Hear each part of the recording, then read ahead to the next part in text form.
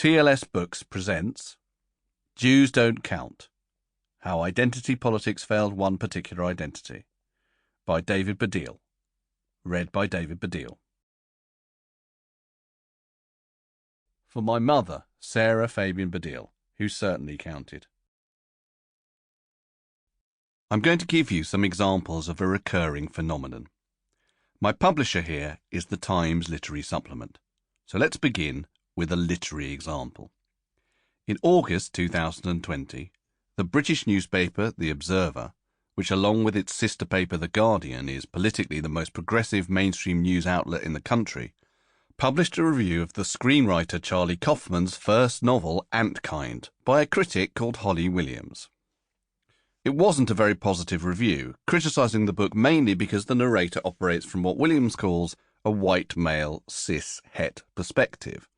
In other words, self-evidently white and male, and, less self-evidently, possessed of a gender that is neither trans nor non-binary, and a sexuality that is straight. Anyone occupying this square of characteristics is considered, by those who assume that all social structures are underpinned by power, privileged. White male cis-hets have 4 head starts in life. A book written from a white male cis-het perspective would routinely be marked down by a platform like The Observer, keen always to recenter the cultural conversation away from that square. However, the narrator in Antkind is called B. Rosenberger Rosenberg. He describes himself early on as having a rabbinical beard, as Jewish-looking. Perhaps even more of a giveaway, at one point he wears a tie with the slogan 100% kosher. There are numerous occasions when other characters behave anti-Semitically towards him, assuming his behaviours tally with Jewish stereotypes, whispering Jew under their breaths as he leaves rooms, or shouting "fuck you, Hebrew" directly at him.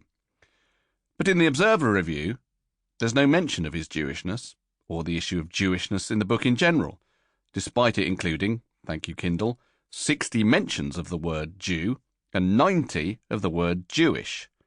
And of course Charlie Kaufman himself is Jewish. But I guess none of this, for Holly Williams, has any bearing on B. Rosenberger Rosenberg's white male cis-het perspective. No bearing, that is, on his privilege. Here is another example, this time from the Danish comedian Sophie Hagen.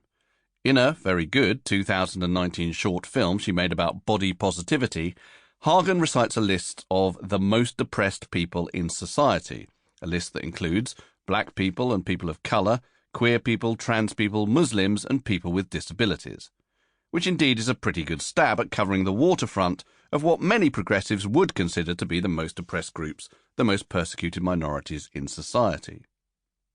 But it misses out one persecuted minority, one of the most persecuted minorities in history. Now, imagine that the main character in Antkind belonged to any of these minorities that Hagen mentions. The central premise of the Observer review, that the problematic issue with Antkind is that it is written from a white male cis-het perspective, would dissolve, and with it most of the review's negativity. Which means that, despite the history of persecution, there is only one minority that, for the privilege checkers, stays firmly in the square of privilege. Time for a high literary example. On New Year's Day 2017, BBC Radio 4 broadcast Jeremy Irons reading from the complete collection of T.S. Eliot's poems, almost in their entirety.